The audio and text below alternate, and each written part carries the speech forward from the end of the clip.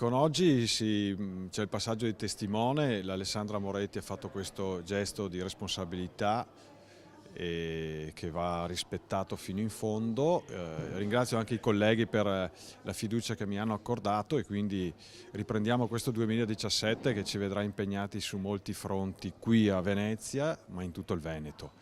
Ci sono appuntamenti importanti a partire dal tema dell'autonomia, da questo referendum che il Presidente Zaia vuole proporre ai Veneti, e per il Partito Democratico c'è un congresso regionale che si apre e che non vorrei fosse solo l'antipasto di quello nazionale, ma che fosse un congresso che parla non solo agli iscritti del Partito Democratico, ma parla al Veneto. Noi abbiamo chiesto durante la discussione di bilancio che vengano affrontate i temi che riguardano l'assistenza agli anziani, a cominciare da una riforma della legge che regola le case di riposo. Ci sono più di 30.000 anziani veneti nelle nostre case di riposo e c'è un gravissimo ritardo nell'approvazione di una nuova legge.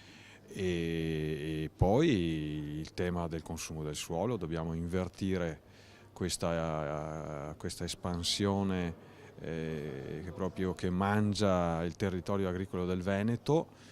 Anche questo è uno degli appuntamenti tra i primi di questo anno 2017.